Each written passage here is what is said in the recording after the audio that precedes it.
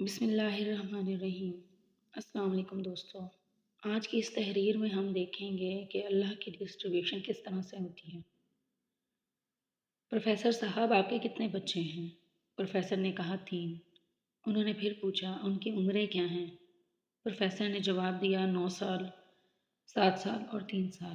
یہ سن کر انہوں نے کہا پھر تو آپ یقیناً یونیورسٹی سے واپسی پر ان کے لیے کچھ نہ کچھ لے کر جاتے ہوں گے۔ پروفیسر کے اس بات میں جواب دینے پر انہوں نے استفسار کیا، آپ ان چیزوں کو ان میں کیسے تقسیم کرتے ہیں؟ پروفیسر نے کہا میرا ایک بیٹا اور 2 بیٹیاں ہیں، اور چونکہ بیٹا بڑا ہے اس لیے میں اپنی لائی ہوئی تمام چیزیں اس کے حوالے کر دیتا ہوں اور اس سے کہتا ہوں کہ انہیں آپس میں بانٹ لو۔ یہ سن کر انہوں نے فرمایا پروفیسر صاحب، اگر آپ کو کسی دن یہ پتہ چلے کہ آپ کا صاحبزادہ آپ کی لائی ہوئی چیزیں آپ کی ہدایت کے مطابق تقسیم نہیں کرتا یا انہیں بانٹنے میں انصاف سے کام نہیں لیتا تو آپ کیا کریں گے؟ پروفیسر نے ہنستے ہوئے کہا، اگر کبھی ایسا ہوا تو اس کا حل تو بہت آسان ہے۔ میں اگلی بار اس کو صرف اسی کا حصہ دوں گا اور بیٹیوں کا حصہ انہیں خود الگ سے دے دیا کروں گا۔ یہ سن کر ان کے چہرے پر ایک معنی خیز مسکراہٹ ابھری اور انہوں نے ایک ٹھنڈی سانس بھرتے ہوئے کہا، پروفیسر صاحب، آپ کی اس بات میں وہی فلسفہ کار فرما ہے جس کی بنیاد پر اللہ نے اپنی عنایات تقسیم کرنے کا فارمولہ طے کر رکھا ہے۔ اللہ پاک آپ کو جو رزق اور نعمتیں عطا فرماتا ہے وہ صرف اور صرف آپ کے لیے نہیں ہوتی، ان میں بہت سے لوگوں کا حصہ ہوتا ہے، اور جب تک آپ وہ حصہ ان حقداروں تک پوری ایمانداری اور انصاف سے پہنچاتے رہتے ہیں آپ کا وہ حصہ اسی تناسب سے ملتا رہتا ہے، اور آپ بھی دنیا کی نظر میں مالدار سیٹھ، جاگیردار اور سرمایہ دار بنے رہتے ہیں۔ لیکن جب آپ اس تقسیم میں کوتاہی یا بد اعتدالی ہوتی ہے تو اللہ پاک آپ کو صرف آپ کے حصے تک محدود کر دیتا ہے اور اس ریل پیل سے محروم کر دیتا ہے۔ پھر وہ رب کریم وہ رزق یا تو ان لوگوں تک براہ راست پہنچانا شروع کر دیتا ہے یا اس رزق کی تقسیم کے لیے کوئی نیا ڈسٹریبیوٹر مقرر کر دیتا ہے، اور دنیا یہ سمجھتی ہے کہ یہ سیٹ دیوالیہ ہو گیا ہے۔ اسی دوران یہ باتیں بھی سننے میں آتی ہیں کہ فلاں کے بیٹے پر اللہ کا بہت کرم ہے، دن دگنی رات چگنی ترقی کر رہا ہے، دنوں میں کروڑ پتی ہو گیا ہے۔ یہ وہی شخص ہوتا ہے جسے رب کریم نے آپ کو ہٹا کر آپ کی جگہ نیا ڈسٹریبیوٹر مقرر کر دیا ہوتا ہے۔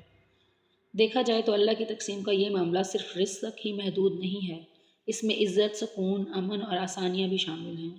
خاص طور پر عزت کا معاملہ بڑا خاص الخاص ہے اور اس کو بہت اچھی طرح سمجھنے کی ضرورت ہے۔ اللہ پاک عزت کے معاملے میں بہت حساس ہے۔ ہم نے اللہ کی دی ہوئی عزت کو اپنی ذاتی کمائی سمجھ لیا ہے۔ ہم اس گمان میں مبتلا ہیں کہ اس عزت کے ہم بلا شرکت غیر مالک ہیں۔ یہ ساری کی ساری ہماری ذاتی میراث اور ہماری اہلیت اور صلاحیتوں کا ثمر ہے، حالانکہ ایسا قطعاً نہیں ہے۔ آپ اپنے گرد و اطراف میں نظر دوڑائیں تو آپ کو بے چین، بے سکون اور ہیجانی کیفیت میں مبتلا لوگوں کا ہجوم نظر آئے گا۔ بدقسمتی سے ہم حیث القوم بھی انہی کیفیات کا شکار ہیں۔ ایسا کیوں ہے؟ باقی اقوام عالم کے مقابلے میں ہم اتنے محروم کیوں ہیں؟ کیا یہ ہماری بداعمالیوں اور گناہوں کا نتیجہ ہے یا کوئی اور معاملہ ہے؟ ہم نے رب کی دی ہوئی عزت سے لوگوں کا حصہ نکالنا چھوڑ دیا ہے اور اس طرح عزت کی ترسیل میں کمی واقع ہو گئی ہے۔ ہم نے اپنے رب کی دی گئی آسانیوں کو بانٹنا چھوڑ دیا ہے اور وہ آسانیاں بھی ہم سے چھین رہی ہیں۔ ہم اپنے غریب ہمسائے کے مجرم ہیں، اس غریب بچی کے مجرم ہیں جس کی شادی کا کل خرچ ہمارے بچے کی سالانہ پاکٹ منی کے برابر ہے۔ ان تانوں میں برابر کے شریک جرم ہیں جو وہ تمام عمر کم جہیز لانے پر سہتی ہے۔ ہم اس بیمار بچے کے مجرم ہیں جس کے علاج کا خرچ ہمارے گھر میں کھڑی بہت سی گاڑیوں میں سے کسی ایک گاڑی کی قیمت ہو سکتا ہے۔ ہم اس عرضی خواہ کے مجرم ہیں جو قرض لے کر دور دراز کے گاؤں سے ہمارے دفتر اس غلط وقت پہنچتا ہے جب ہم اپنے کسی عزیز دوست سے گپ شپ میں مصروف ہوتے ہیں اور وہ اگلے دن کے لیے ٹال دیا جاتا ہے۔ ہم اس گھریلو ملازمہ کے مجرم ہیں جس کا بیٹا ہمارے گھر کھڑی ٹوٹی سائیکل، پرانے کپڑوں اور جوتوں کو حسرت کی نگاہ سے دیکھتا ہے، جنہیں ہم استعمال کرتے ہیں اور نہ ہی کسی کو دینے کی ہمت رکھتے ہیں۔